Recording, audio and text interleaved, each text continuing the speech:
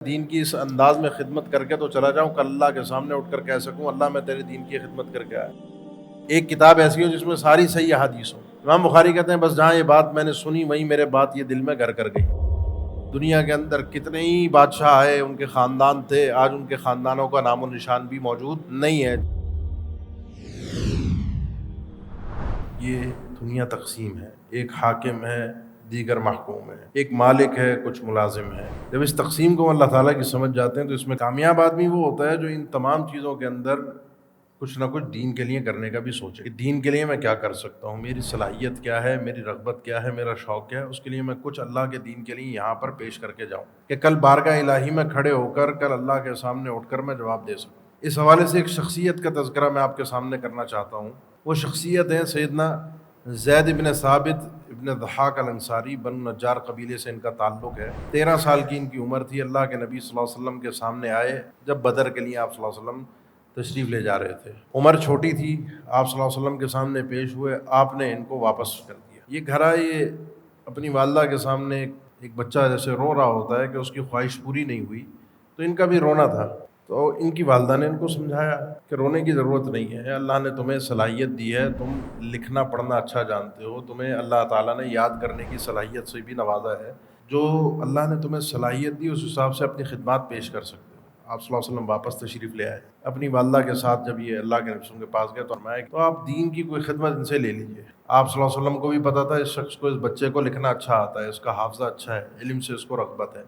آپ صلی اللہ علیہ وسلم نے پوچھا کہ تمہیں سریانی زبان آتی ہے؟ انہوں نے کہا نہیں آتی۔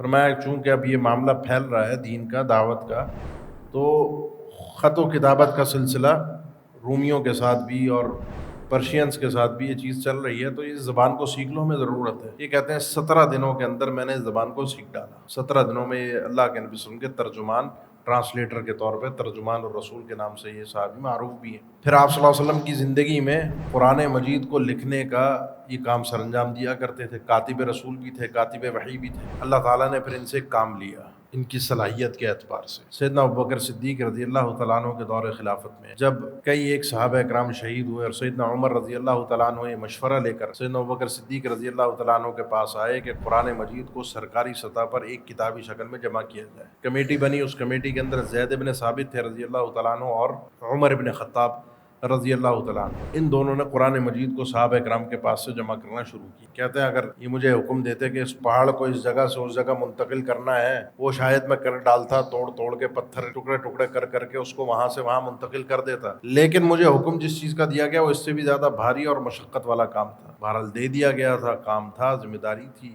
کر دیا۔ اب قرآن مجید آج بھی دنیا میں لکھا جا رہا ہے، چھپ رہا ہے، لوگ دیکھ کر پڑھ رہے ہیں۔ یہ جو کنگ فہد پرنٹنگ پریس ہے مدینہ کے اندر، سال کا 1 کروڑ قرآن وہ چھاپ کر تقسیم کرتے ہیں۔ 1 سال میں 1 کروڑ قرآن مجید کے نسخے چھاپ کر وہ تقسیم کرتے ہیں، وہ ان کے لیے اجر ہے۔ اب وہ تقسیم ہو رہا ہے ہر سال۔ آپ کے یہاں کئی ادارے، کئی پرنٹنگ پریس چھاپتے ہیں، آپ خود دیکھ کر پڑھتے ہیں۔ اور نبی کریم صلی اللہ علیہ وسلم کا فرمان ہے کہ جو شخص کوئی نیکی کی راہ کسی کو دکھا کر جاتا ہے تو اس کو اس نیکی کا اپنے بھی اجر ملتا ہے، اور بعد میں جو شخص اس کی دیکھا دیکھی اس پر عمل کرتا ہے اس کو بھی اس کے مطابق اجر ملتا ہے۔ ان کی نیکیوں کا اجر ان کے اپنے لیے ہے، لیکن چونکہ اس نے نیکی کی راہ دکھائی تھی، اس کو بھی ان کی نیکیوں کے مطابق اجر ملے گا۔ اب سیدنا زید بن ثابت رضی اللہ تعالیٰ عنہ، اس نیکی میں تو عمر بن خطاب بھی شریک ہے رضی اللہ تعالیٰ عنہ، ابو بکر صدیق رضی اللہ تعالیٰ عنہ جو خلیفۃ المسلمین تھے، جن کے حکم پر یہ کام ہوا، وہ بھی شریک ہیں۔ لیکن یہ جو لکھنے کی صلاحیت ان کے پاس تھی، جو حافظہ اللہ تعالیٰ نے ان کو عطا کیا تھا، علم سے رغبت تھی۔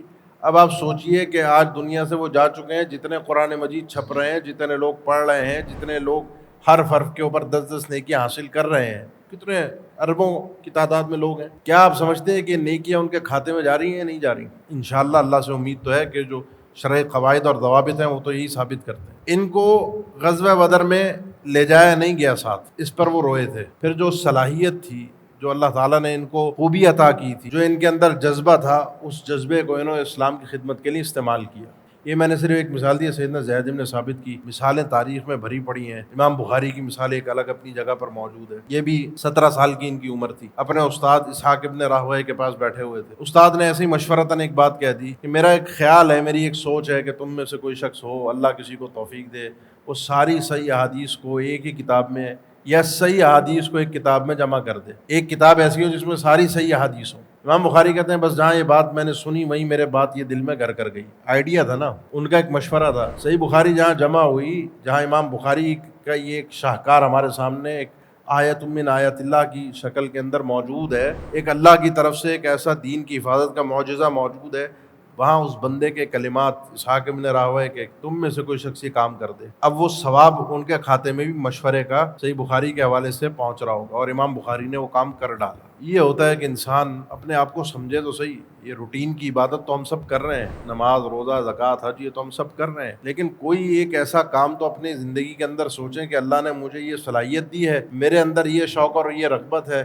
میں اس حوالے سے دین کی اس انداز میں خدمت کر کے تو چلا جاؤں کہ اللہ کے سامنے اٹھ کر کہہ سکوں اللہ میں تیرے دین کی خدمت کر کے آیا. باقی دنیا تو سب کی چل رہی ہے، نسلیں آتی ہیں، دنیا کے اندر کتنے ہی بادشاہ آئے، ان کے خاندان تھے، آج ان کے خاندانوں کا نام و نشان بھی موجود نہیں ہے. جائیدادیں بنانے والے بنا کر چلے جاتے ہیں، آگے نسلوں کو پتہ بھی نہیں ہوتا کہ ہماری نسلوں میں کون ایسا بڑا آدمی گزرا تھا جس نے کیا کچھ کیا، دنیا کتنی کمائی. لیکن جنہوں نے دین کمایا، جنہوں نے دین میں کچھ کام کیا، جنہوں نے دین کی خدمت کی، ان کا نام آج بھی رہتی دنیا کے اندر موجود ہے. نام نہ بھی ہو، دنیا نہ بھی جانتی ہو، لیکن اللہ کی بارگاہ میں آپ اللہ کو یہ اگر بتا گئے کہ میں ایک دین کا کام کر کے آیا ہوں، تو یہی انسان کی آخرت کی کامیابی کے لیے کافی ہے.